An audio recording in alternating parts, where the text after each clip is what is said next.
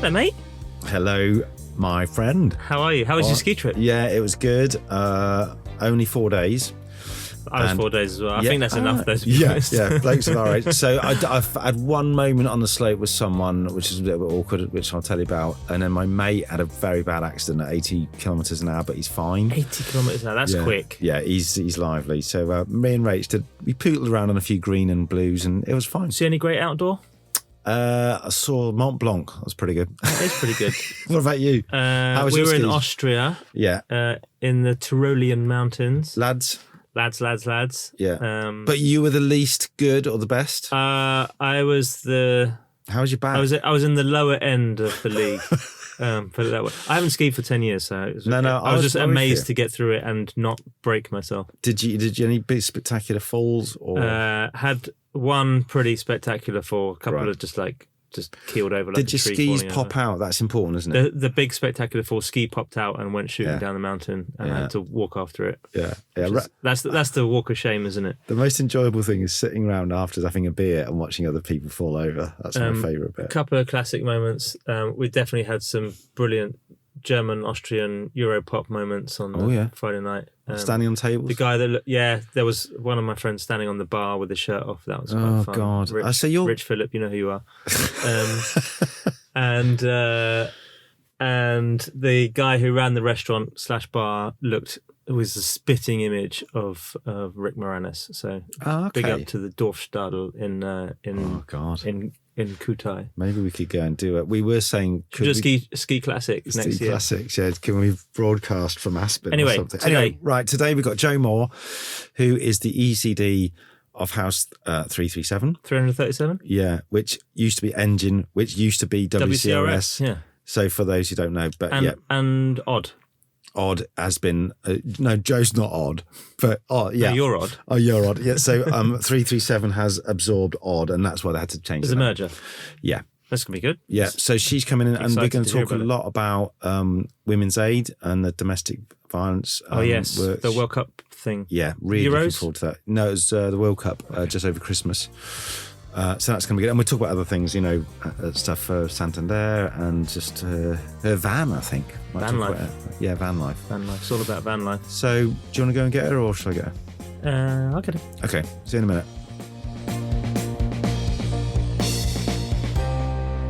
Joe Moore, welcome to Behind the Billboard. Well, thank you for having me. Thanks for coming. So, first question, as I said, have you been for a swim this morning? Haven't been for a swim, Hugh, so sorry to disappoint you. Due to go this Saturday. All right. And it's an outdoor swim? It's outdoor. Wild swimming, or is it Lido swimming? It's sort of, I suppose, semi-wild. Okay. Semi-wild. So it's in a reservoir. Okay. But in North London. Yeah, that's... So it's slightly suburban. I'd say that's wild swimming. It is near the one... Stoke Newington. It's the one, yeah. Near the castle, near the climbing. Castle, yeah. So quite a lot of my friends do it. West and Res. It's become a thing, isn't it? Have you got the Dry coat? robe? Well, I haven't got that. A couple of the friends have got the dry robe. I haven't succumbed to that because it's a bit, It's a marketing thing. I mean, God's sake, how gullible are people? I've got a woolly hat, though. I've got the woolly hat. Yeah. And I don't wear a wetsuit, so I just wear the gloves. So we're going to just look at, before we talk billboards or any other stuff. So I did a little bit of spin on your Instagram feed, which is lovely, but it's really, it's very cultural as well as personal, which I like. And there's a picture of you with some friends here. Do we want to give them a shout out or not? Do you want to keep them private? No, I can say, who's there? Well, there's a couple of them. Well, I swim with a load of ladies. Yeah. I swim with lovely Sarah and lovely Leslie and lovely Sam. Right. And do they think you're and lovely? Many others. Oh, yeah, lovely. Do they refer to you as Lovely Joe? I don't know. Hopefully. What's the rule with wild swimming? It's kind of 1 minute for every degree, positive degree or something. That's right. So of late, we've been nipping in and it's very short. So what's lovely, when sort of April time, March, April, they put the boys out and you can basically swim more or less round the res, which is great. But it is a bit of nipping in and nipping out at the moment. About 6 weeks ago when there was the ice. Were you breaking the ice to get in? They cut through the ice with their canoes and everything. But what was lovely is you could go in and just pick up a really thick bit of ice. So when you were swimming, you could just hold it. It was just fantastic. Are you not literally, are you not on the verge of death? Is it not really that cold? Or do you wear the suit? What's the name? No, just cosy. Just cosy. But you have little boots and little gloves on. My wife said that it's actually because under the ice, the air temperature, the water temperature is actually warmer than the air temperature. So when it's really cold, it was, when you're in there, it's actually all right. When you get out, you go, that's actually, it. there's the brace. And then you can have a cold shower when you come out, and that's actually quite nice because that actually feels quite warm. Yeah. No, that's a reward, isn't it? Yeah. Anyway, so welcome to the welcome to Behind the Swimming Wild Swimming episode. So we are talking Joe Moore. So Joe, you are the executive creative director at House 337. I am. Is that your right title? So how is it going there? How is it? So there is very interesting. So there was a big merger last year. Right. So Engine merged with a fashion agency called Odd. Oh, I know them. There's a bloke called Nick something. He was, yes. There a was mate Nick. of Johnny Forsyth, and Yes. I went in there once and chatted to them. Nice people, actually. Yeah, very nice. Yeah. And so Nick, before he left, he put in place Zara and Gus, who are the ECDs of the fashion arm of us. Okay. And Leon Jome, lovely Leon, and I, he's still going. Great. our side of the creative. Right. And we are a creative collective of 6. Right. So during the merger, Billy left. Billy Faithful. Billy Faithful, Yeah. who was the CCO. And we had long chats with Phil, our new CEO. Mm-hmm. And where we got to was, do we need a big figurehead? Right. Why don't we use the strengths of all the ECDs together? So the 6 of us in the creative leadership team, so in the creative collective. So there's Gus and Zara, who I've just talked about. There's Leon and myself. And then there's Matt, who is our head of design. Right. And then there is Kim, who is our head of tech. That's it. So she's our head of tech. So all different skill sets in what we do, because fashion is so different to sort of how Leon and I, how we think. But it's just so interesting. And that's how it's working. So there are 6 of us. So it's quite hard to get us all in a room, but we do kind of it. A brain trust. Yeah, and but we manage it at least once or twice a week and get there. And does one? Well, I know you said it's just a flat structure, but does one person ultimately have does you or Leon have the final Can you just does everyone have to show one to that person, or is it kind of you're all autonomous? It's all of us. Yeah. It's very alchemic. It's all of us in there. Because I remember at Leo's when I worked with Justin, and it's all like, you do it, and you'd always think, no, I'm still going to show you, because you can bet your bottom dollar the one time you don't show something, they go, fucking hell, why didn't you show? I think we'll have to see how it goes, but that is how it is at the moment. And I think what is lovely is just borrowing from their skill sets. So if I just want a different kind of photographer, I'll say to Zara, who used to work at Porter's, Mary Porter's before that, and just how they look and how they think of things and how they look at, work is so different. That's what I was going to ask you, if there's much crossover. Do you dip into the fashion side and have a look at what they're doing and offer them advice, and do they come over to you? Yeah, so there is some of that, and that's what we're trying to merge with the clients, because one client that they have that we are just desperate to do great work with them on is M&S. So, and we keep dipping in, and we've had one successful thing where Zara ECD'd it, and 2 creative team, Charlotte and Holly from our place, who did the poster actually. He's coming home. They worked, and it was the Channel 4 competition, and it was for adaptive clothing for kids, so kids with disabilities. M&S done that. So that's lovely where that can sort of cross over. So that's what we're trying to do where we can, because they've got clients like JD Williams, Simply Be. So where we can, that's where we're trying to merge, where obviously they are very much about look and selling clothes, but when an idea is needed, that's when we can use our department. It's so hard, isn't it, to get that bit right, isn't it? Remember at Levi's, it was idea first, wasn't it? But then after a while, people would go, oh, it needs to be more fashiony, and then you'd need to make it look like the toilet, the changing room looked fucking amazing, but still had a great idea. Yeah. And I suppose that's the sort of high point for us, isn't it? But it's nothing worse than seeing a sort of missed opportunity and you go, oh, they just took some pictures. I know. And it's interesting because it obviously now sort of being mixed in with fashion and listening to fashion people talking. I look at posters differently as well, because I look at fashion posters. You're coming up at Oxford Circus now, and I look on the tube and I think, well, there is no idea in that. I'm looking at it, but I love where that's shot. I love what that person is wearing, and I love the colours. Yeah. And I see that, and I say to Zara sometimes, I totally get it, that sometimes I just do not need an idea there. I just need to want to go and the old buy those. Aspirational. We talked to David Corbus about this. He joined us on Thanksgiving Sunday from the US, and we do the whole billboard at the end of the street, which we'll do yours in a minute. But he talked about one of the big fashion houses takes a permanent billboard site at the end of his street, and it's the first one he sees every morning. It's this beautiful image, not necessarily a big outward idea there, but it's just an aesthetic. Well, I think there is image. a power in that. I think there is a power in that. It was the idea is there's no idea. I remember sort of me and Adam spouting on to people, and you can only do that for so long. In our job, in our bit. The other person I was going to mention from your tenure, so it was WCOS Engine House 237. So Liz Baines, you worked with her. I had the pleasure. Mrs. Specsavers. Yes, I had the pleasure working with her, and she's lovely. And she thinks you're ace. Yes. So I just need to say that on air. No, that's fine. I think she's ace too, partly because we both love Preston. So she is from Preston, and Preston. I went. I went and did my right. Well, my Preston comes up course in Preston. Yeah. If I'd have known, I'd have included that. We have got a little Preston section later on. Have you? So, right, what we're going to do, Dan's just going to take a call because he's so important.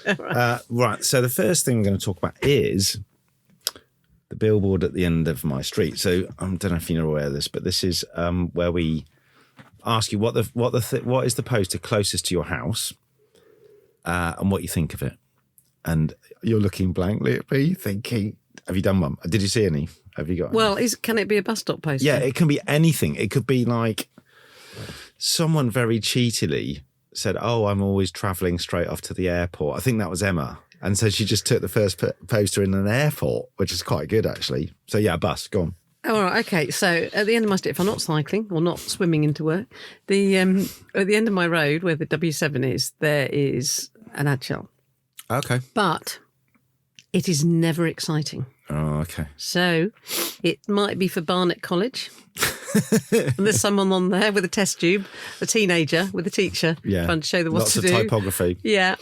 I think, or maybe Standard Life. Okay, but so it could be more exciting. So can you take a photo of that?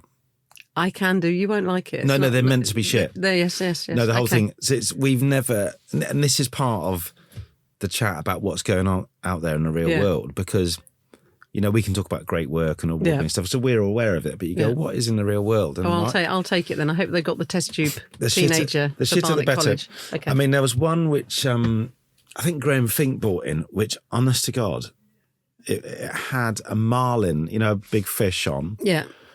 And I was thinking, that looks cool. And then it was for an accountancy firm, which had 4 different headlines, 4 different types of typography, and it was just mind-blowing how complicated it was. So it's sort of like, I think what it is, it's a lesson in looking at stuff going, I always look at stuff like that and go, fucking hell, that's a mess. Yeah. Why don't they do that? And you can't help it. I mean, people like Dave Dye came on many moons ago, and I mean, he was looking at Economist posters, which were still pretty good, and he was re-art directing them. Was he? And then sending them back to the client, even though he stopped working there. Or was it Paul Belford? I think one of them. Anyway, so amazing. I suppose we're all a bit attuned. Did they run them? I don't know. It was all to do with the size of the word The Economist. There was a law of size. Anyway. But how do you feel about the industry at the moment? Have you seen much good out of home lately? Do you think it's going, do you think the industry is in a good space? I think the thing is that it's like you're sort of discussing, sort of what's at the end of people's roads and Graham Fink's poster as well. I think a lot of what you see is just not great. But I mean, that's the same. That's the same with all media. The same, it's the same with AV. It's not just posters. So it's not just posters. I think now and again you see them. I mean, Finchley Park's quite interesting. So because there's about 6 billboards there, aren't there? Just as you go in from that side, from my side. But again, rarely Rarely do you see them. But then they run because you see them in the awards. So you see them and you think they're great. And what it just reminds me of the simplicity and what the power of the poster and what it has to do, really. No, I'm with you. You kind of, when you see one, it's like anything, radio, TV, print, digi, if you see something you think, oh, that's pretty good. Yeah. As an ad person, I always stop and go, there's a good, I was in the shower. So when I'm in the shower, I always have the radio on and have Talk Sport. I do. It's awful. Oh, I'm Zoe Ball, sorry. Okay. And so there was a Weetabix ad. Yeah. And it was just brilliantly done. You know, and I was just keep thinking, I've got to write to the team and just say, it's brilliant. Because 9 times out of 10, like you say, you put it in for an award show, it's on your website, and you guide someone to it. So they go, oh yeah, I really like that because you showed it to me. But it's not like in the real world. Like there was an Ace and Tate campaign in Shoreditch where it had people, just taking my glasses off now, so they were scrunching their eyes and like that. And it was all about summer's coming, be ready. And Ace and Tate is this very cool fashion sunglasses brand, which I didn't know, but I do now. But I thought, fucking hell, that was brave. And they took a whole of a building, a fly post that were people's. I mean, it's so brave to do that for a sunglasses brand. How long ago was that?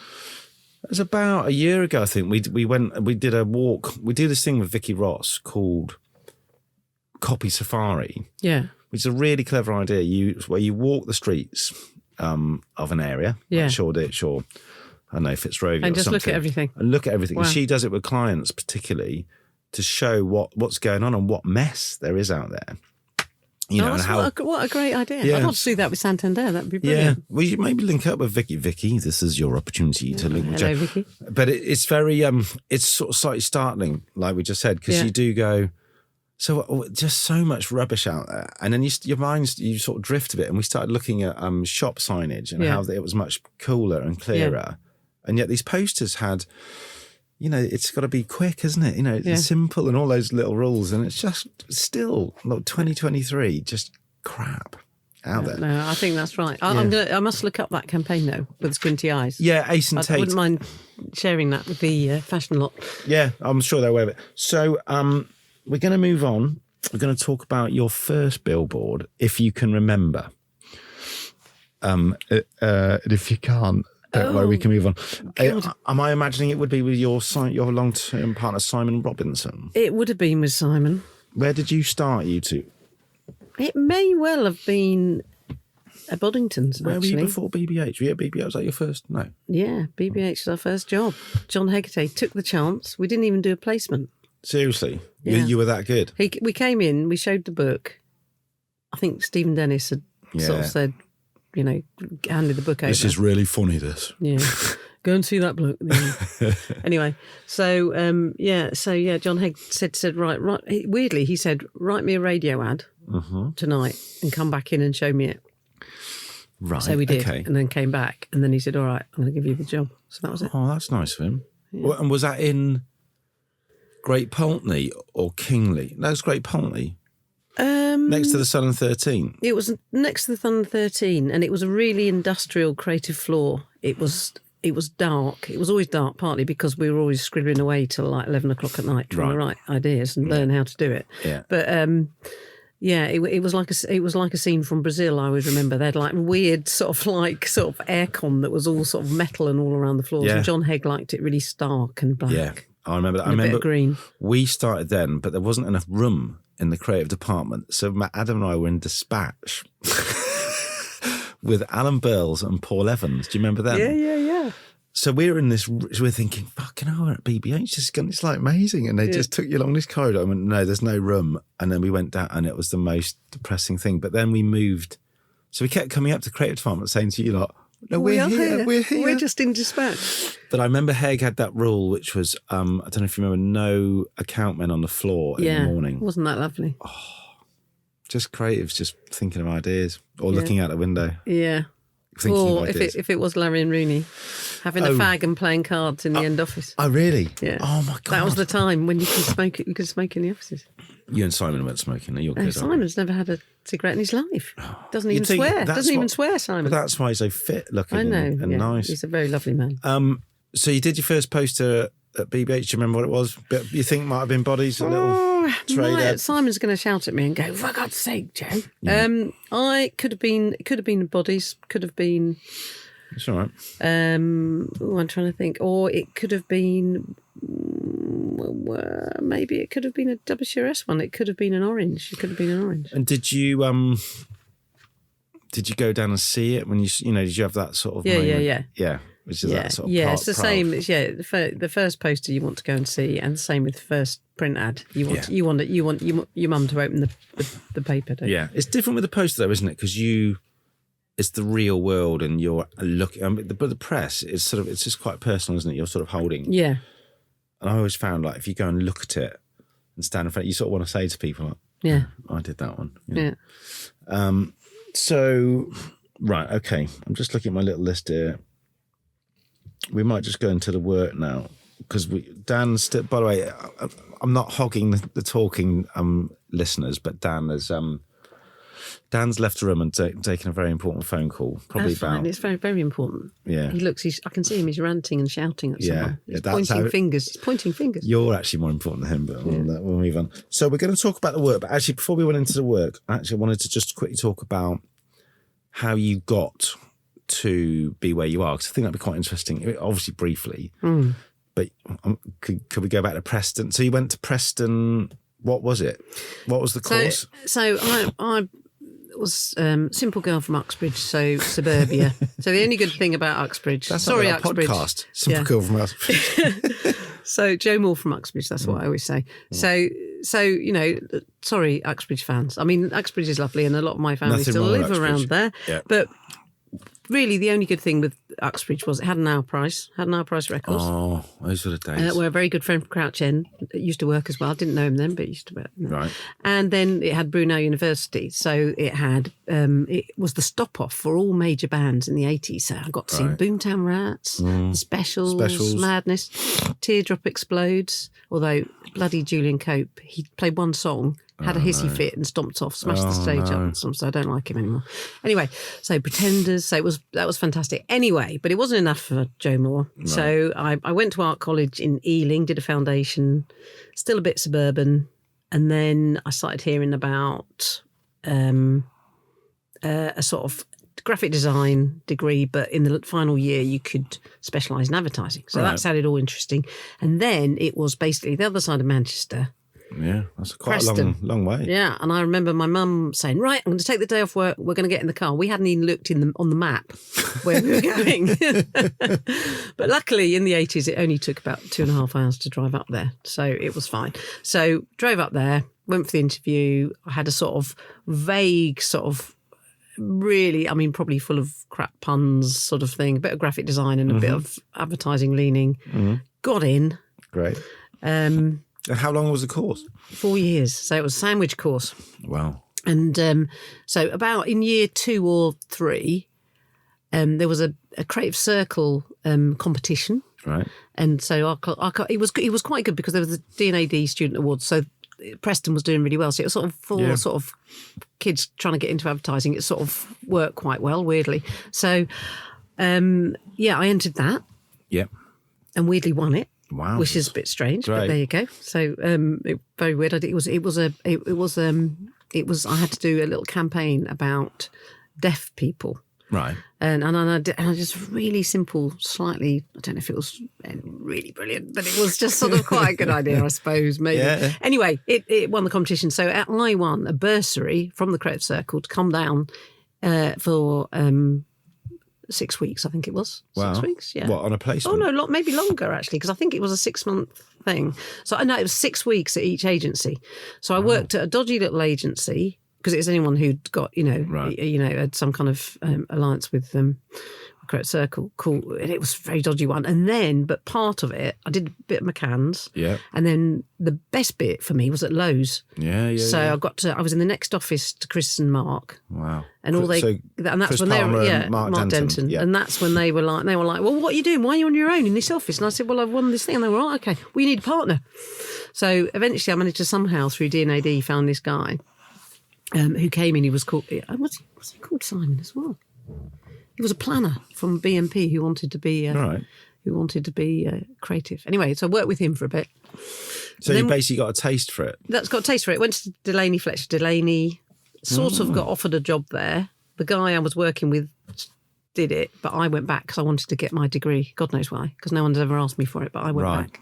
So what's that, another year? Yeah.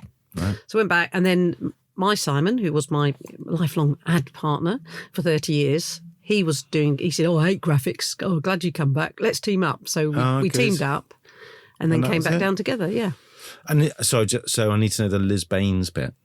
So Liz Baines. She's part of the Preston Mafia. No, well, Liz was, when it got to WRS, she came probably around the same time, maybe a bit after. And she was just brilliant person, very brainy, very brainy. Planners are like that. Yeah. Or they project it. Yeah, she projected it. Well, she might say she's from Preston, but she's very brainy and, went to Oxford or Cambridge, I'm pretty sure. Yeah. She just grew what was WRS sort of, just sort of up the ranks. Blimey, so and became head of planning. Yeah. So you've been there together that's a long tenure. Yeah. So she was there a very long time. But she looks God, if she's listening to it, she's very good at softball. She was always in the softball But she looks so young. I know. Well, yeah. Do you hear that, Liz? You look so young. Welcome to the Behind the Liz Baines podcast. Yeah. That's interesting. And then, so you got the BBH, and then, what I was going to say at the beginning was, you could sort of work out how long your career is by how many name changes there's been at WCRS. Yeah. So WCRS, Engine, House 337. So have you basically been in the same chair, but everything moves around you? As you've changed building, is it? It's quite, yes. I sort of say that to the younger creatives when they sort of come in and ask you questions about that, because I say, well, when Leon and Rooney hired us all those years ago, Simon and I had this massive room. We had a balcony. Hugh, we had a balcony on Golden Square. Well, yes, but it did look over Bridal Lane out the back. Oh, the back bit where the bins are. Yeah, and all the druggies used to sort of. No, and that's no good for Simon because he's not. He's not interested. No, but it's quite interesting. We used to like looking out there. But anyway, I had geraniums, so I bought a load of geraniums and pots, had them on my balcony, and then we had a very messy but big office. It was great. Brilliant. But over the years, the office just got smaller. Disappeared. Take the walls away. So it would be great. It's a bit like that Sony ad, on the sofa. I was just thinking about that, the Chris Palmer one, yeah. And now it's like open plan. It went to a very bad call centre at one point. Yeah, they all did, yeah. And then all the creatives, just went out to coffee shops or the pub to think of ideas. And we are having a refurb at the moment at House 337. In the old Engine building. So it is still in that same building? It is still there, but it is refurb at the moment. So hopefully when we all go properly back in a few weeks' time, it will fill. There'll be a few bean bags and corners where we can hide. What they call them, breakout spaces. Yeah. Yeah, I think you need those. I think my experience, I enjoy, I don't mind open plan now, I'm used to it. In a kind of, let's do our admin sitting here, if I was working with Louisa or on my own or whatever. But then when you've got to do some, hard-ass thinking or writing, no fucking chance. So I would, like everyone, go and find a space. And quite often that's at home now. So if I'm working somewhere and they say, come in, I'll go, okay, but I'll do my heavy lifting writing in the front room with the dog. And the teenage girls popping in and out. I know. But that's what you have to do. And we have... Are you on that every day? No. Yeah, well, no. I come in I'd say probably on average about 3 times a week. Right. What we say to the creatives is one day where we all try and come in, because obviously post-COVID and everything, obviously sort of like culture and sort of there's a shift in how we work. But... we say, all come in on a Thursday. Now, what's hard is they're brilliant and they come in and we do. I missed it this morning, actually, Hugh, for you. Sorry. Thank you. 9:30 coffee upstairs in the bar, and it's great because everyone piles in, all our lot, and everyone chats, and the ECDs. We can say like, okay, this is and do a little. We've got to do a little chat about something, or just let them know some news.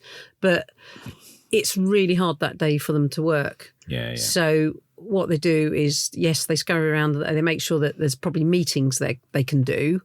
There's a lunchtime pub visit or or cafe visit and everyone tries to go, and then maybe at the end of the day as well. But it's more a social day now, so that's how we have to do it. But like you say, I think it's just so hard to do that thinking that day. Yeah, I had the same at BBC actually as well, because you'd go in, and because I didn't know everyone, I'd be going around saying hello and meeting and chatting, and then after I was thinking, fuck, I'm not doing any work. I'm literally walking around a room talking to people. But I suppose that's, like you say, I like the sound of that. Right, so we're going to talk about the work. We're going to talk quite a bit about Women's Aid. Okay. So we're gonna go back a little bit, a few months, to when the World Cup was weirdly at Christmas. And you did this campaign for Women's Aid, which got a huge amount of PR and publicity. And as soon as we saw it, me and Dan, we went, oh God, got to talk about that. And we'd been wanting to get you in for ages. So it was a kind of perfect storm of getting you in. So here you are. And it's quite a chilling piece of work. It's a huge St. George's flag with the words, he's coming home, emblazoned across it. So could you tell us how it started? Because obviously you would have had to think of this and then get wheels in motion way before the World Cup. How did it start? Well, to be honest, wheels in motion happened very quickly. Did they? And it happened, there was another route going through, and it all fell through for various reasons. And then Charlotte and Holly just sort of really focused on, I think somewhere I can't remember, one of them What are their full names? So Charlotte? Charlotte Watmo and Holly Fallows. Thank you. And they had these, they sort of like just sort of focused on that, on that changing that one word. And so they had that already? They had it, it was there as a thought. Excuse me. And so it says he's coming home. He's coming home, changing that one thing. And what I think is just so powerful about it is that thing. It's that one change. Yeah, and it's also the same amount of letters, which is very nice. Yeah, for people who don't know, very quickly, I'm sure everyone knows, but if you don't, there's a song called "It's Coming Home." It's the isn't it? And it's part of the Three Lions, isn't it? Yeah. The song, because England haven't won for so long, so the female team changed the words, right? Yeah, that's right. So there was originally there was an idea. Can you say what the other idea was? No. I can do. It was to use that song. Oh, to use the song. Yeah, but Baddiel and Skinner were doing something anyway for the female team anyway, so that all sort of fell apart. Fine. And that idea was from another team. So Charlotte and Holly, sort of were just focusing on those words and just thought, is there something really simple we can do with this? So, and that to me is the power of it. So as soon as you see that and you see that flag with those three words on it, it's just really, really powerful, and you can see and I just love really, really simple posters, and I think that is the strength of it. But what I sort of wanted to talk about was that for me, it was the sort of how the whole story of how rather than just say, we could have, they could have designed it themselves because it's so simple.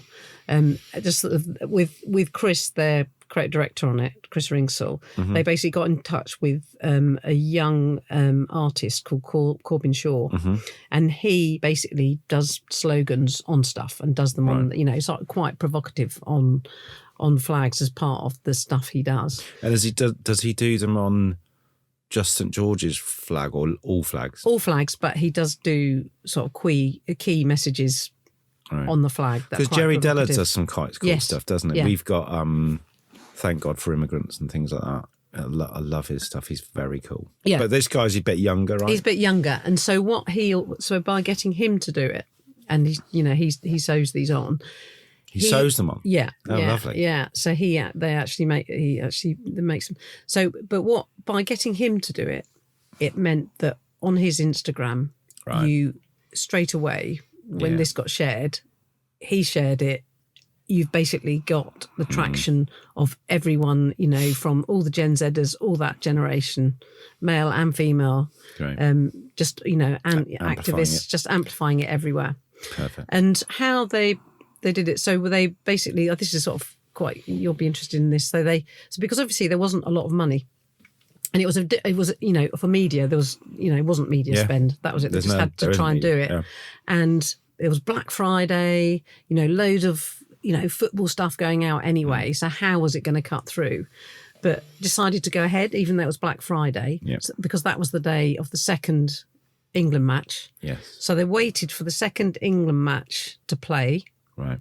Finish. Really? Then they hit media. Wow. So waited for it to finish, and then that poster on Instagram, they just blasted it out everywhere. I think that's where we saw it. Yeah, and the AV, they blasted out as well. Yeah, so it's brilliant. I mean, and that just absolutely cut through. And so, I was speaking to Charlotte and Holly the other day, and they just said on Black Friday, they sort of advised maybe by the media people that maybe don't do it because it's, will it cut through? But it did.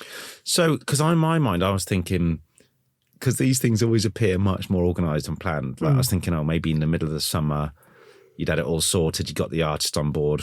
But no, it's sort of like circumstance, and you got there. Exactly, yeah. I love it. I mean, I think it's a brilliant piece of work because it's such a like you look at it and you go, oh, St George's Flag, World Cup, oh, another kind of, and you go, hold on, what? And that's the thing, it just makes you stop, and then you go, and I knew everything that was going on just for one word change, and I found it really chilling, but really inspiring, and made me think, to search more. So I saw the film's fucking amazing.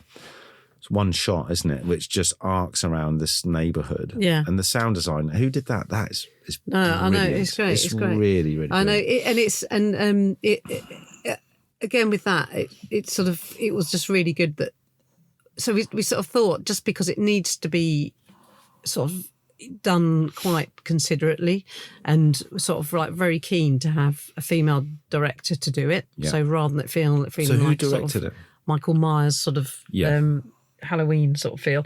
So Sarah Dunlop, so her company, yeah.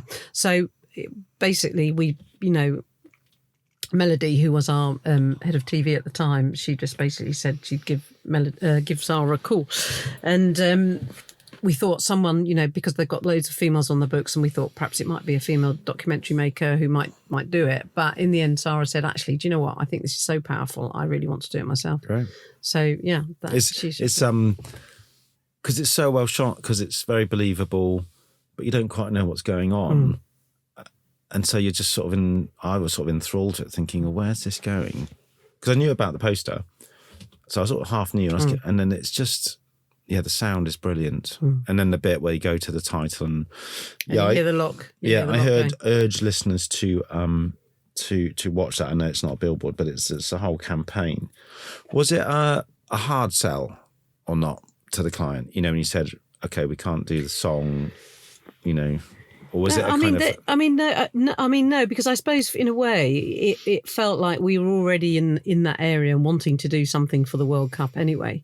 And I think that in a way it sort of channeled it down. If it wasn't the song originally, it just channeled it down to sort of that key message and that thought. Because I've worked on these accounts before where there's like nil money, nil media. So whatever you are doing, it has to have some punch to it, some cut through. So you're always, I suppose, without being corny, you are trying to create something that will be talked about, but in the right way. Because it's easy just to do something sort of sensational, but there's nothing behind it. I mean, is that always the point of view a little bit? Are you sitting there going, right, how is this Women's Aid campaign going to get through? Because I imagine you probably see quite a lot of stuff, or there's quite a lot of stuff floating around, but you're going, well, what? Because this is the poster is such an iconic thing and easy to share, isn't it? It's a no-brainer how you get that thumbnail around. I mean, is the brief always to kind of go, right, what's that magic? I think the thing is, it's interesting, but I mean, at our place, we have a lot of pro bono. So we have, a lot of fee-paying clients, big ones from Sky to Santander, we have them. But here we have a lot of pro bono. And I think what we try and make sure is that whatever we do for them is of just a really great standard now, because like Kind Prince. So you can see from on Kind Prince, you can see that it has to be different. It has to feel different. Yeah. And it is very much about the idea. And for me, it's very much about a simple idea. Yeah. And so when you look at something like Cayenne, when you look at the stuff that we do on Born Free, it's always down to that really, really simple idea. Even Alzheimer's, that's how simple it should be. And I think that is it. We see a hell of a lot of work, and Chris goes through a hell of a lot, the CD on it, before things run. Yeah. And I think with this, what I personally loved about this was it was more than just the AV. For me, it was, like you say, a really, really, really strong poster. Yeah. But it was a flag. Yeah. So, and that was it. It is a flag, and we tried really hard, because I think that, we would have got in terrible trouble if we tried it, but we just wanted to get pubs to agree to hang it outside the pubs. Did you try and put it in the real world? Yeah. So tried really, really hard. But what is hard with that is, unless you get privately owned pub that isn't owned by a brewery, you're going to have, the issues. There were just so many issues with trying to get it hung outside a pub window, which would have been, I think, to hang outside would have been brilliant when the World Cup's on. And, imagine the world's end at Finsbury Park. I think, but I read somewhere, am I right in saying, after the campaign, the flags were auctioned with proceeds going to Women's Aid? Is that right? Yeah. So, I'm not actually quite sure on that. I'm not actually quite sure.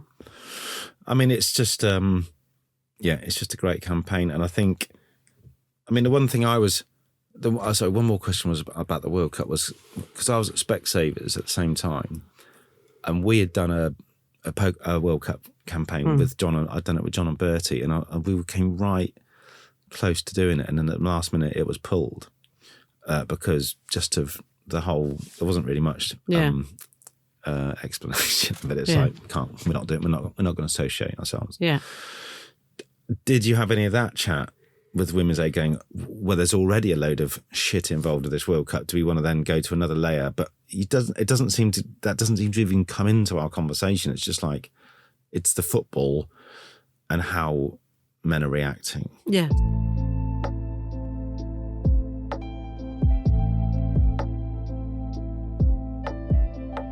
So, Jo, you seem to have found the fact for us. Yes, I have.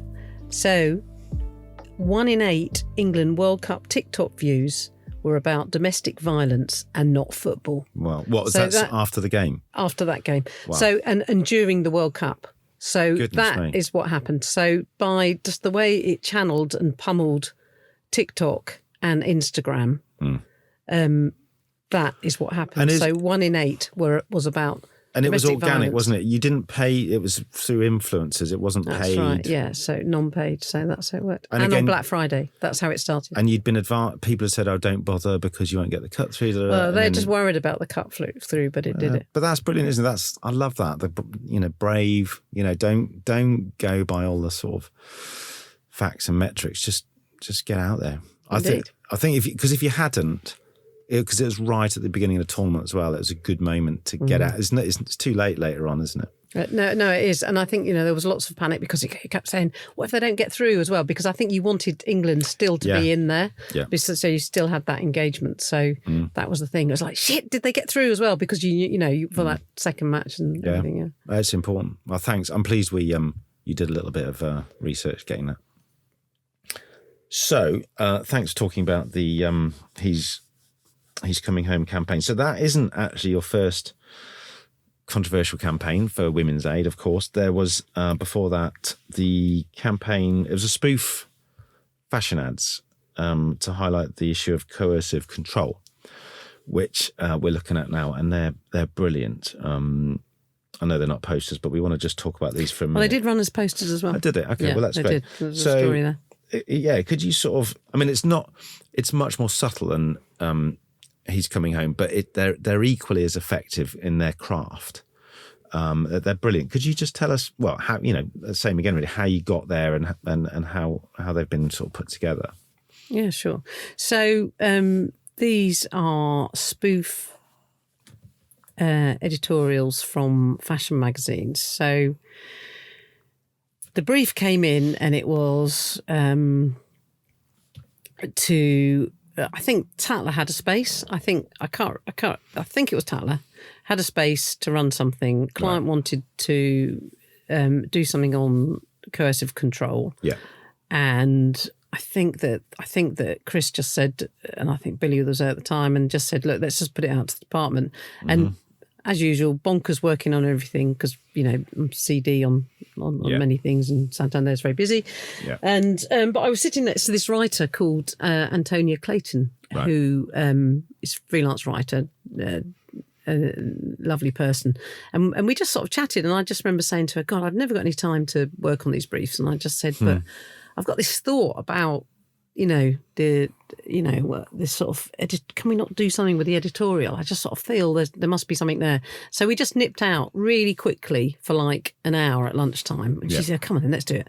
Mm-hmm. So we went out and had a chat. And so this is where we got to. So the sort of spoof fashion page where you've got your fashion model. Mm-hmm. And when you, at first glance, like Coercive Control, you don't really know or see it's there. But when you look up to the top left where you have the normal things saying shoes by whatever or model's own, each thing says not model's own, but, by model's partner. Yeah. So for the Coercive Control, I think.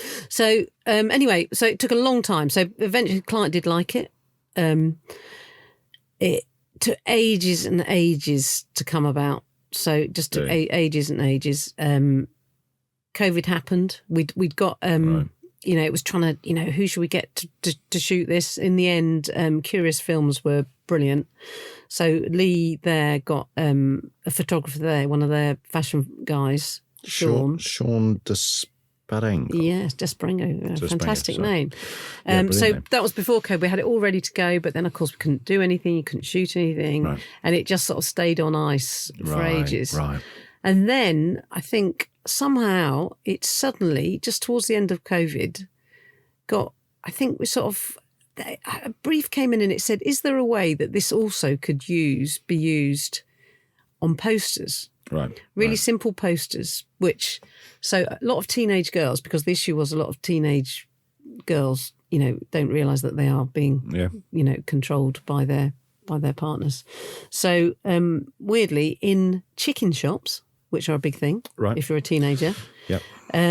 You sit and there's big digital posters now, but really simple. A lot of nonsense goes on them, but it's a really good place to cut through to them. Yeah, perfect. Captive audience. Yeah, captive audience. So we shot for those, and it also allowed us to shoot for the print. I wanted to just read out the copy because I thought it was amazing. So it says skirt by model's partner, hair by model's partner, makeup by model's partner, anxiety by model's partner, isolation by model's partner, insecurities by model's partner. It's brilliant because it's all just, it's the substitution thing. But the more you read, the more harrowing it gets. And the more you think, shit. I mean, even today looking at it, I was thinking, it's another thing of you get pulled in and think it's one thing and then it's another. I mean, He's Coming Home is a slightly quicker and more brutal version, but there's still, it's the same thing, isn't it? It's sort of just saying you don't quite know what's happening. And also I think what happened, because we were able to shoot quite a few, so it allowed us to culturally change the model. So it just, what was so lovely about it sort of included everyone. It just allowed you to put, different women into the poster. Yeah. So they also look great, but they're also, the model looks, it's sort of slightly questioning at the camera, isn't it? So it's slightly, you're not quite sure what's going on, are you? So that's also that. Yeah, it was just trying to. I mean, we sort of took loads and loads of shots, but what you wanted, it first glance, it looks like a pouty pose from a model. But when you look, what I think we love is when you look again, and I think what makes it work is when you read the copy and then look back at that woman in the ad, you see something else in her eyes and in her look or in her stance. I don't know if it might have been Leon. How do you say Leon or Leon? Sorry. Leon. I remember he said, I think it was him. He said the best press ads or posters or whatever is when you look at it and then you'd either look down at a logo or an end line or something and it just complete. But you have to fill in a tiny bit yourself. Yeah. And always remember that. So the reward is you're rewarded by you participating a little bit. Yeah. Rather than, and these do that brilliantly. The, I don't know if you've answered it actually already, but I'll ask again. The Women's Aid, do you go to them with proactive ideas or do they ask for stuff? Is it a kind of a fluid thing or is there set briefs at certain times? It's a bit of both. I think if there is a great idea, we will. But I think that themselves as a client, they are very on it and proactive. So when it comes to the World Cup, that's what to do. And certain events around the year, they want to be vocal. Yeah. So in 2023, without obviously giving anything away, you could go. So Valentine's Day is an opportunity, or I don't know, summer holidays. Do you have a year plan? Go right. We need to do something. I don't know, at Christmas. So that there is a plan. I mean, you have to be quite loose, I think, with pro bono clients, but there is a plan. I mean, it's interesting. So there's some other another campaign. Charlotte and Holly did again. Actually, they did the Love Is posters for Women's Aid. Right. So the two characters. Yeah, two characters. Yeah. And they again, that was the idea was that should launch on Valentine's Day. Yeah. Oh, can I say Dan's back? Dan's back. You won't believe what's happened. I don't know if you got my text. I haven't. I've been focused solely on Joe. She's phoning again now. My wife locked the baby in the car by accident. Oh my God. Is she all right? Everything okay? We're just on the phone to the okay. She's phoning back now. All right, mate. Sorry. This is a genuine emergency. Genuine emergency. Oh mate, gosh. Take it easy. Hi. Crikey. Shall I just read out what he said? Lloyd is locked in the car. Currently on the phone to A. I thought it was something to do with this big post I think he's doing tonight. It's a very grown-up name for a little baby. Lloyd. Yeah. Lloyd's, oh God. Okay, right. Well, that's a bit of a... Well, he needs to sort that out. He looks quite calm. Dan's calm chap, he'll be all right. Right, we're going to change tack a bit, and I'm looking at an album cover for Kraftwerk. Yeah. Man Machine, and they're all in their red with the blue, with the black leather ties, looking fucking cool. Tell me how on earth this is related to Anton Deck and Santander, Joe. So this is yes. So Hugh is showing me Kraftwerk album with the black ties and the red shirts. So we had a brief from Keith Moore, who was the great client at Santander, who's moved on now to the lottery and better things. Right. But he, Santander, we were doing stuff for them, and it was improving, and they were just becoming better and better as a client, and just wanting to sort of embrace new work. And Keith said, "I want to chat to," he said, "I just want to brief. I just, and he said, I want to talk to the creative." So we sort of did a big briefing with the client. You're always sort of a bit wary of those, but Keith was quite an enigmatic guy, and he just, and one of the things he said when he briefed us on what we do, he said, I just want people to love us. I want, to be the UK's most liked bank, love bank, is what he said as part of his big chat to us. Anyway, so loads of ideas. We had about 2 or 3 teams on it, had great teams on it, and we had a younger team on it called Doug and Joe. Yeah. And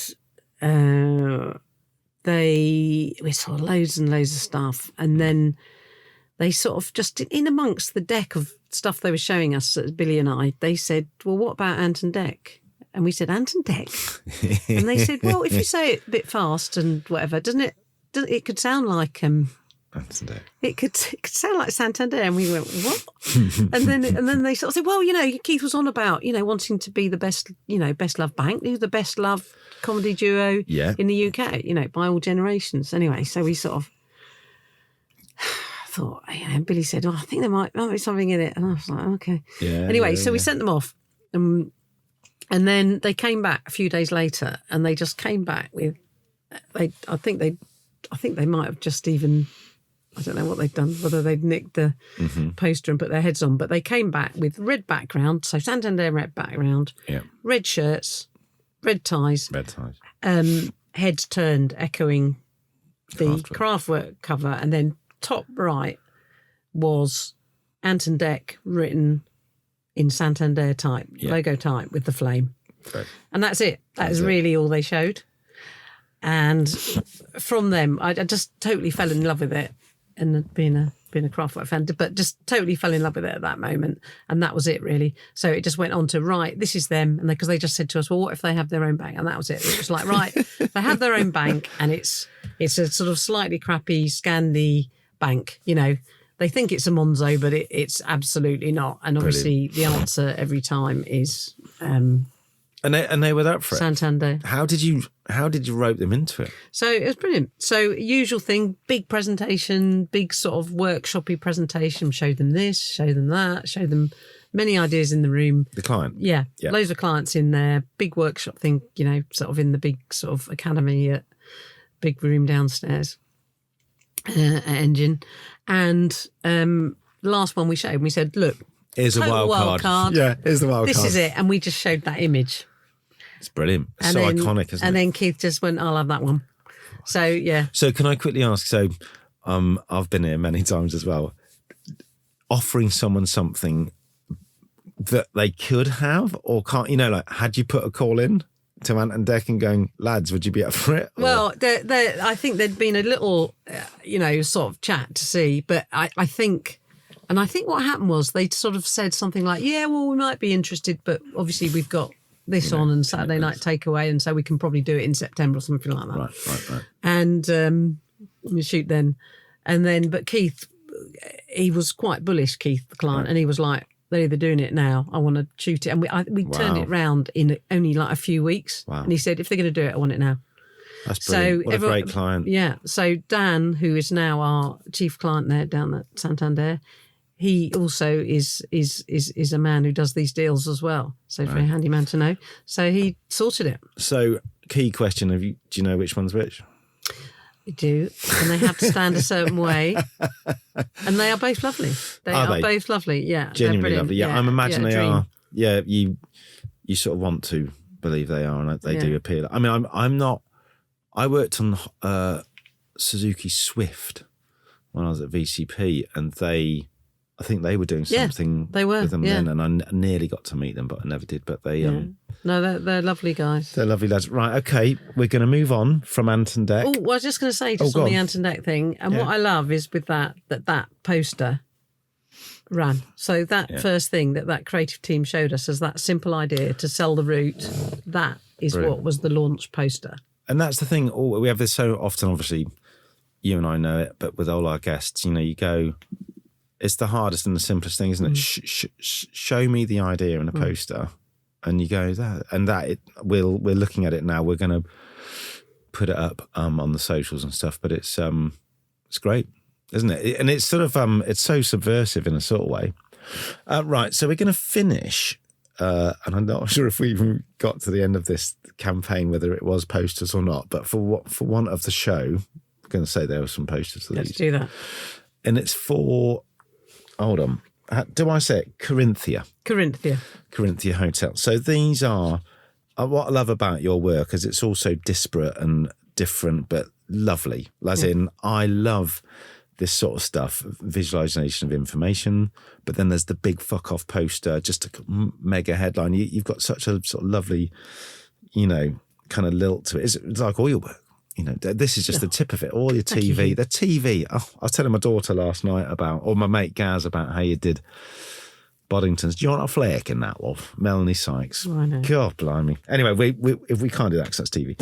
But this is for... Roger Beckett was the voice. Was he? Yeah. Seriously? Yeah. Oh, Roger. Love Roger and Andy. Yeah. I'd love to see them. So I'm just going to read this. I'm not going to read it. Well, it says, Corinthian Hotel in Central London for a beautifully graphic campaign highlighting all sorts of reasons why you should stay at one of the most prestigious hotels in London. So I think I'm right in saying I read somewhere you couldn't show the hotel Because they hadn't built it? So it was a weird client. And I can't remember how it came through. It might have been even Robin White. And it was Corinthia Hotels. And they're like really mega, is that right? Yeah. So they're huge. They're everywhere. There's like, I think they're flagship ones in Malta, but they're everywhere, all they're globally. And they bought the building opposite the Eye. So this side, north side of the Thames. By the I forget what's the theatre there, but just right by there anyway. Yeah.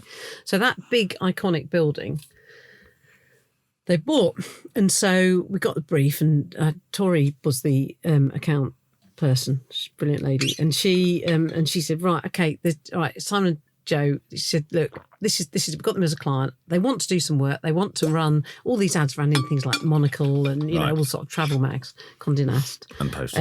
And she said. It's like super like 7-star hotel, so total luxury, but we can't show anything. And I said, what? And they said, well, it's a bomb site. So what they'd done is they bought, well, I say it was a bomb site, but they basically bought the hotel, but it used to be years and years ago, it probably when it was bought, it was a really old hotel. Right. But it had been taken over for many years by different guises and was owned by Westminster. Right. And they things like you'd go and they managed to sort of it just been boarded up and everything because it just been used as part of the Ministry of Defence. Right. And it was and also it was the big HQ for searching for UFOs. Oh my God! So, how exciting. And one of the ads is a timeline. I don't know one of the ones you're there, but one is a timeline of what the building. Dan's back. Dan's back. Can you give us an update? What's happening? She's in the car and she's got him and he's fine. He was just crying his head off. Oh. Managed to send a friend to get the spare key, open the house, get the spare key of the car, drive back. Bloody hell. Where were they? St. Jude's Car Park? No, she was in there. She'd taken him to a baby class. I've got an 18-month-old. Yeah. A baby class. And then she put him in the car, closed the door, handbag was in the car, and it locked itself. No. Yeah. Shit. Oh, my God. Ugh. Well, that's a story. Anyway, that's sorry. a story for his 18. But then what if she didn't have the phone? Yeah. Imagine if the phone was in... Yeah, that would have been even How worse. has it locked itself? Don't know. Stupid car. Out. Anyway, sorry that I have missed so much. No, it's fine. But I mean that I'll have to listen back. That's the first time. That is a life crisis, isn't it? Yeah, that is. Sorry about that. Yeah. Go on. I hope everything's all right. Yeah, she's fine. She's just she just now needs a stiff drink, I think. Yeah. Well, put her down for a nap and then just probably have a nap herself. Yeah. Well, we're fine. We've Joe's talking about the hotel or how basically they'd had to write a campaign for the hotel without the hotel being there. Because it was a bomb site, because they were going to redo it. So you had to start doing the... How did you start this? Well, this is it. Just it was like, how do you sell a luxury hotel and you can't show any pictures? And so we got taken around. They had this lovely manager. Well, he was the big cheese there. He was the big manager of it, and he was just dealing with absolutely everyone at the site. So he took us around everywhere, and they were slowly doing it. And so they had like on the top floor, amazing suites that were being built. And they're all still there now. Right. And they had this like amazing spa, which I think is one of the best spas in London still, underneath it. Right. And what is now was a massive old ballroom has become the main restaurant there. But it was all like asbestos on the ceilings because over the years it had just been treated really badly. So they just pulled it and had these amazing ornate ceilings underneath. So anyway, there was nothing we could do. We couldn't do anything about it. But all the stories started coming out. So, and as I say, the main one was it used to be used as sort of UFO headquarters. So we did, one of them was just a simple timeline of the hotel. Right. I'll find and then we sort of started thinking, well, if we can use key facts like that, What does it say? Can you read it out? So what's the timeline? Playing into the history of the hotel, the Berkeley. Get to my microphone. The Berkeley, the Savoy, Tower Bridge, the Dorchester, the Corinthia. Yeah, and it's just a line, but then very sweetly where it goes Tower Bridge, the line goes up as if. Yeah. Oh, there's another one. I thought that was the timeline one, but there's. I mean, that's distance. The distance. So I'll try and describe this. It's an eye with a sort of like what do you call it? An eye beam. What it can see. So the top of it says the London Eye, the Thames, Nelson's Column, Pigeon.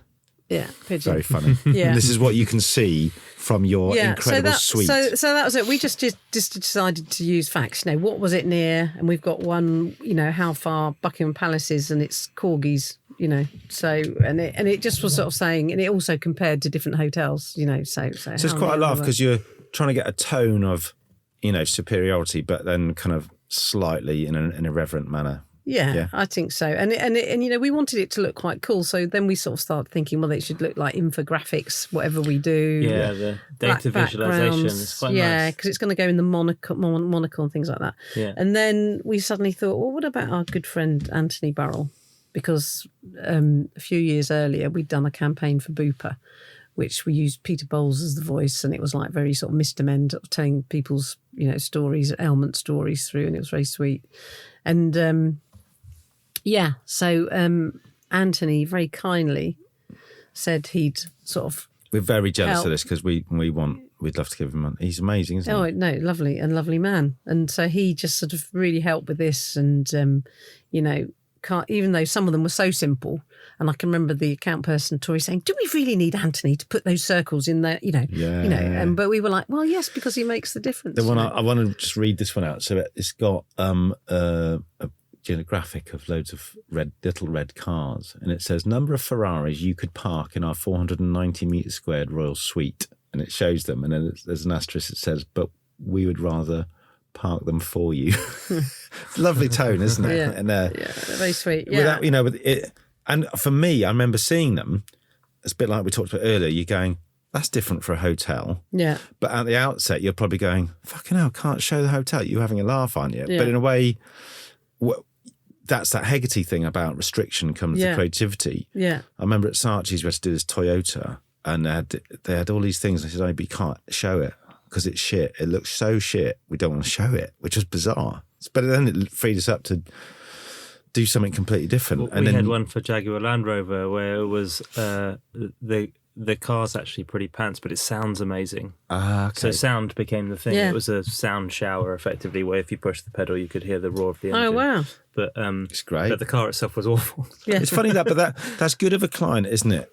That's a sign of a good client to go, actually, it looks a bit shit, or you know, because they could have said, oh, we're going to give you visualization. Well, it's there, like. and they could have said, actually, we've got, because they did have one suite ready, and they could have said, actually, you've got to do it all there. Ooh. Because that was the thing when we first got it.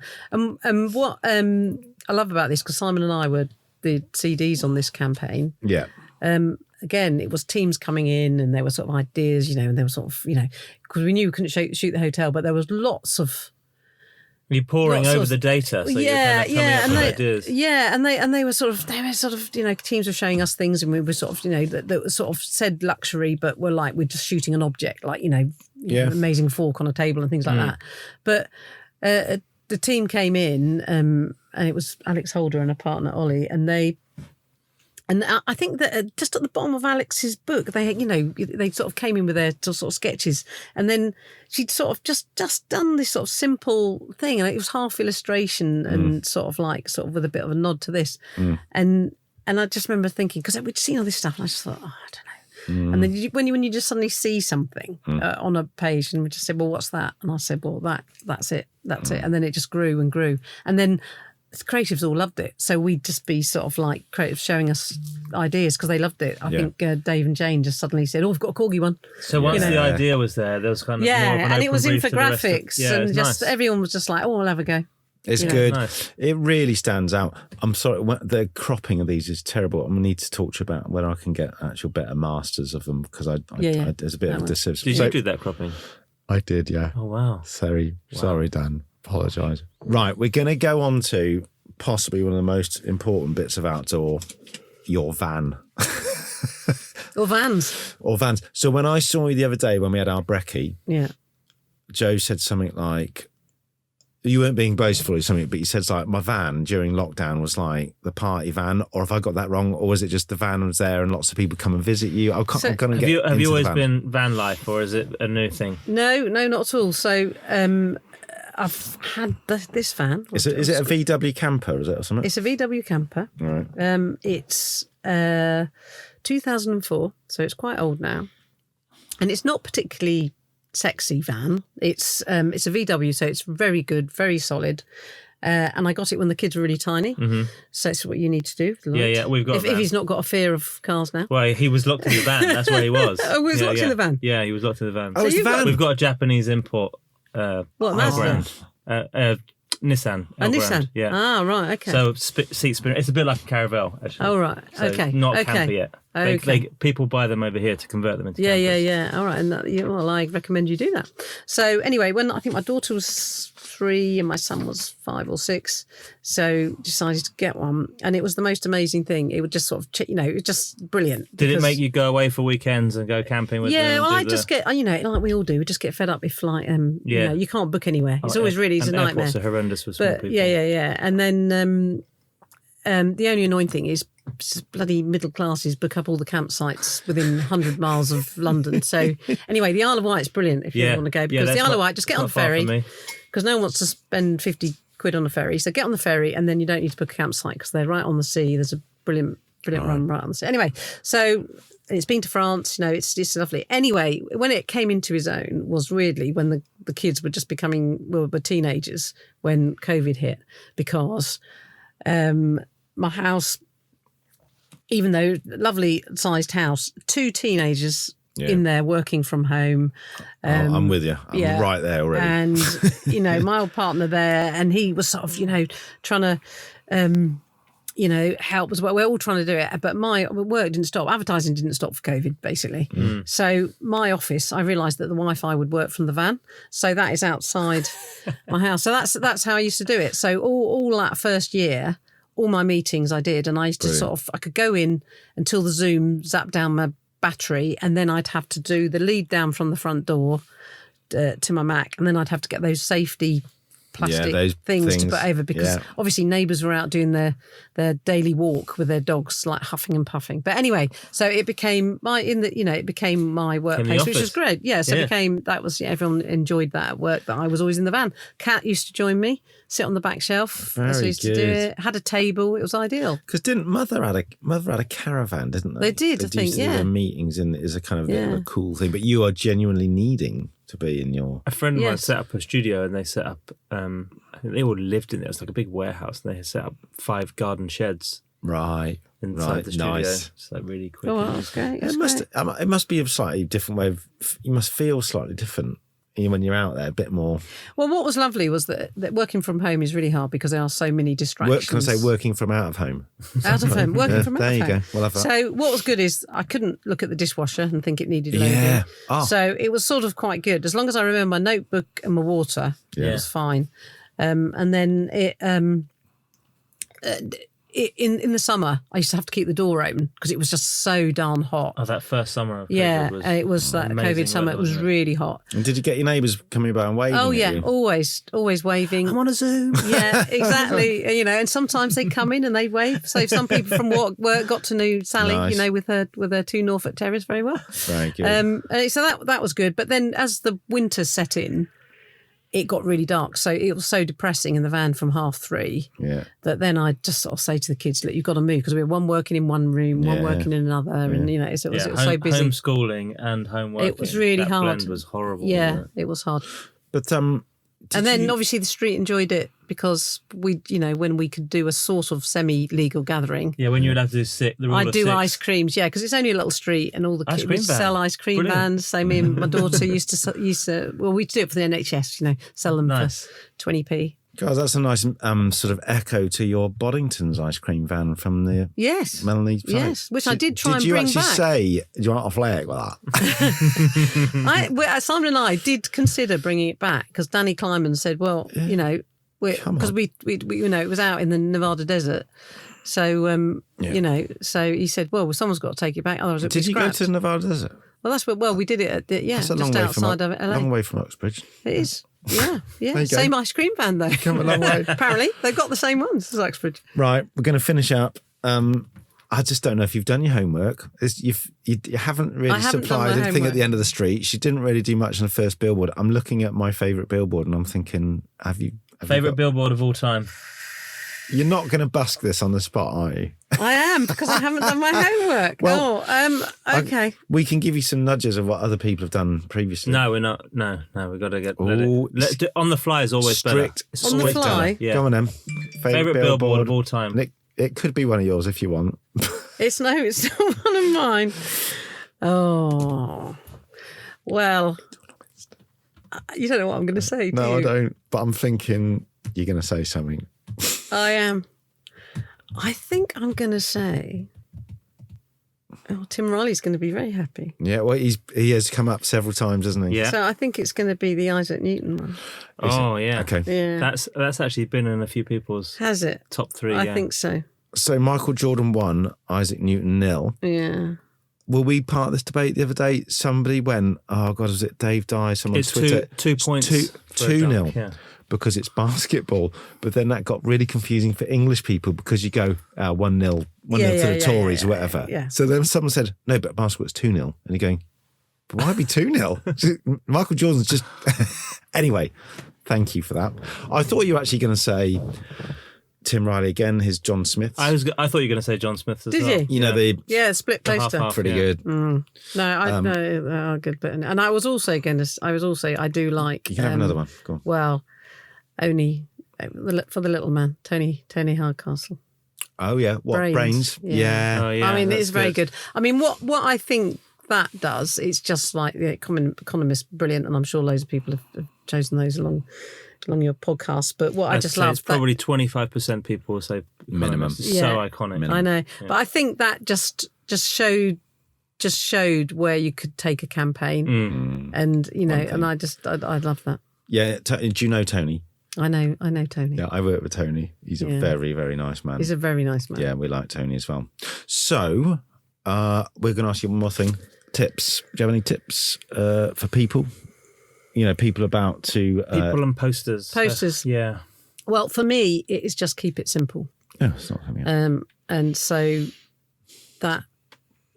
I think that is it. Just really, really simple and really bold.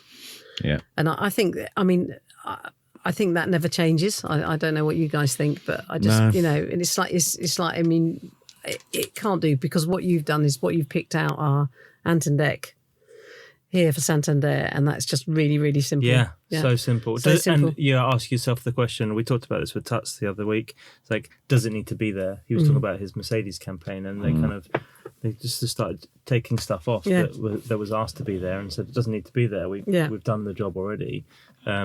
Simplify, and then you get something that's amazing. I remember Haig used to say, if it's not, like you said, if it's not doing anything, just take it away. Yeah. And then you end up with that kind of, it's rare now, isn't it? Because we were talking about, actually, Joe was saying, the thing at the end of a street is like a kind of thing for a local school or a college, and there's kids with, test tubes and a title and something, and you're going, I've already gone past the poster, so you've wasted whatever thousands it costs to produce and buy that media. And we talked a bit about Copy Safari with Vicky, and how walking around the streets with a client or a production person or a creative and just go, look at how wrong so many people are getting it. And it's a real lesson, isn't it? Because the good stuff just fucking... I know. But I think that's so interesting what you're saying, John Hogue said, because that is exactly true. And I think, hopefully, everyone understands that down to clients now. Yeah, I think, but obviously, that college, they don't. With the test tube, they don't. But. It is weird though, because advertising's been going quite a while now. So I always think, surely it should be better now because everyone sort of knows it. But we're still fighting to try and get the great work out, aren't we? It's time pressure, isn't it, with everyone? Yeah, competition. Yeah, and the new platforms and people thinking they can just use a shitload of AV on a poster rather than making a proper digital poster. So anyway, thank you very much, and apologies I missed the lion's share of it. No, I was here for the beginning and the end, and I'll have to listen back to what happened in the middle. Important thing to look at. Yeah, thank you, Joe, for coming along. It's been a while. It's just been lovely chatting to you. When we finish, we can talk even more about swimming, I think, and Broadstairs. But no, thanks for coming on and being so kind with your stories and open. It's been a real pleasure. Not at all. And thank you, Dan. I hope Lloyd's all right. Things all right. Yeah. Okay. I think Kelly's all right. That was great, wasn't it? I don't know. I missed most of it. Yeah, sorry. I was here for the beginning and then the end. Oh my God. Is he all right? I think so. I think he cried so much. Kelly said she was crying on the phone to me, and she's like, he's falling asleep, and I think he might be dying. How long was he in there for? 40 minutes. Wow. Okay, and pretty much the whole time that you were talking to Joe, she was phoning. The reason I knew there's a problem is when you phone someone twice after you've been declined. That is an urgent thing, right? And my wife's amazing. She knows when it's. Well, look, that's way more. So yeah, I'm so sorry I missed it, but actually, for once, I can be a consumer of this podcast and I can listen to that middle bit. And I'm sure you did a fantastic job. I kept looking around. I did feel a bit lonely. You need a bit of support. Yeah, and did you keep pointing to someone in the script saying your bit? Oh no, you're not here. I know. I was thinking I don't normally do this, but no, it's fine. And Joe was lovely, and we were genuinely quite worried. That is a bit of a first for the show. It is a first. A genuine live emergency. Yeah. So I'm pleased for Lloyd, and I'm pleased for Joe. Joe was great, wasn't she? She just so easygoing. Joe is just one of the most down to earth, lovely people. Brilliant. And I can't speak highly enough of her. We've really enjoyed that one, Joe. Thank you for your time. I just caught the end of that last bit, but the Women's Aid thing. Joe's going to send us the case study film for it. So I encourage. We'll put it in the description of the podcast. So I encourage everyone to watch that. Yeah, it's pretty good. It is brilliant. And looking through those stats just now, incredible. It's really hard to do those things because so much has been done around these charities and stuff around big events, but they seem to have reinvented it again. Yeah, it's good. So really good. That was good. So thanks everyone for listening. Thanks again to Soho Radio for hosting us. Yeah, brilliant here. If you have a recording need or any musical need for any of your projects, then give them a shout. Big up to Adrian and to Rachel for helping us out here. Yeah. And to our main sponsors, Talon Outdoor.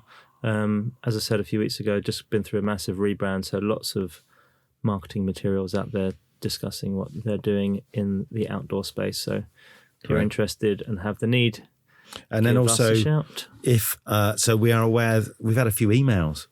Have we? Yeah, so we are going to reply to them with some suggestions and just little pointers. So that's great. Please keep those coming, either on email.